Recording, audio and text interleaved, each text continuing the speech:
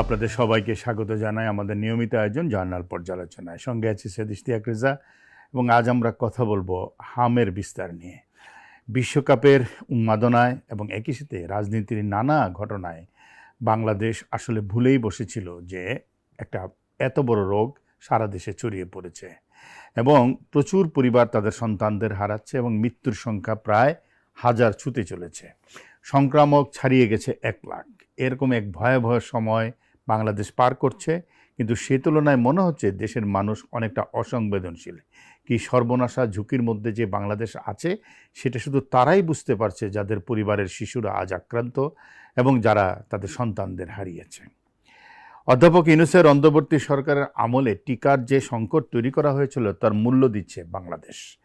হামে শিশু মারা যাচ্ছে এবং তা 1000-এর দিকে ছুটছে, আক্রমণের শিকার লাখ ছাড়িয়ে গেছে। যে বাংলাদেশের মানুষ ভুলে গিয়েছিল হাম রোগ কি, সে দেশে হাম এখন এক নাগরিক উদ্বেগ। রোগীর সংখ্যা বাড়ছে প্রতিদিন। বিশ্ব স্বাস্থ্য সংস্থার তথ্য দেখাচ্ছে গত বছরের ডিসেম্বর থেকে গত মে মাস পর্যন্ত 6 মাসে বাংলাদেশে 42,174 জন হাম কিংবা হামের উপসর্গের রোগী পাওয়া গেছে। এই সময় এত রোগী পৃথিবীর আর কোনো দেশে পাওয়া যায়নি। প্রতিবেদন থেকে দেখা যায় 6 মাসে হাম সংক্রমণের দিক থেকে বাংলাদেশ সারা পৃথিবীর শীর্ষে। এমনকি যুদ্ধপীড়িত ইয়েমেনের চাইতেও হামের রোগী বাংলাদেশে বেশি। স্বাস্থ্য অধিদপ্তরে গত 15ই মার্চ থেকে, অর্থাৎ আগের হিসাব বাদ পাওয়াই যাচ্ছে না, 15ই মার্চ থেকে হাম সংক্রমণের তথ্য দিচ্ছে। সেই তথ্য অনুসারে 15 মার্চ থেকে গত মঙ্গলবার পর্যন্ত দেশে হামের সন্দেহজনক রোগী পাওয়া গেছে 1,19,448 জন, আর 14,708 জনের হাম নিশ্চিত হওয়া গেছে। মৃত্যু 800। বাংলাদেশ যে এবার হামের সংক্রমণের শীর্ষে থাকবে সেটা চিকিৎসকরা আগেই বলেছিলেন, এবং শুধু সংক্রমণের দিক থেকে নয়, বাংলাদেশ এবার হামে মৃত্যু পৃথিবীর যে কোনো দেশের তুলনায় বেশি। সংক্রামক রোগ নিয়ন্ত্রণের টিকাদানের কোনো বিকল্প নেই এবং বাংলাদেশ একসময় বিশ্বব্যাপী প্রশংসিত ছিল।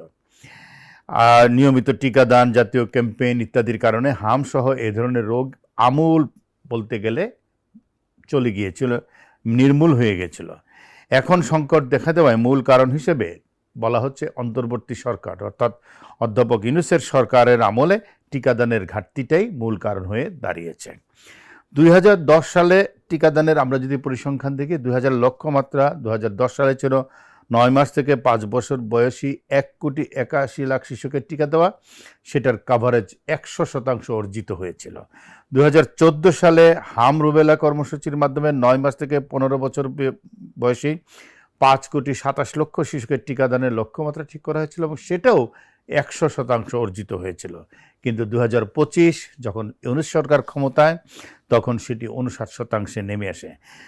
দেশের বিভিন্ন স্থানে টিকার স্বল্পতাও দেখা দেয়। সময়টা ছিল নোবেলজয়ী শাসক ইউনূসের। WHO জুলাই মাসের প্রতিবেদনে দেখা যায় বাংলাদেশ এবার আক্রান্ত ব্যক্তিদের মধ্যে শিশুদের সংখ্যা বেশি। 1 বছরের কম বয়সী যে 5,000-এর মতো শিশু গত 1 বছরে হামে আক্রান্ত হয়েছে, তার 4,000-এর বেশি হামে টিকার 2 ডোজের একটিও পায়নি।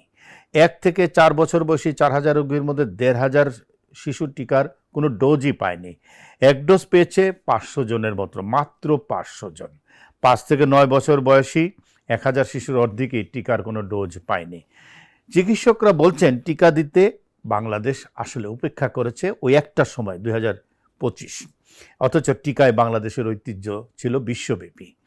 বাংলাদেশের শিশু হাসপাতাল এবং ইনস্টিটিউটে হাম নিয়ে ভর্তি শিশুদের উপর গবেষণা করে দেখা গেছে 80% শিশু টিকা পায়নি। অন্য অনুসন্ধানে দেখা গেছে হামে মারা যাওয়া শিশুদের 52%-এর বয়স ছিল 9 মাসের কম।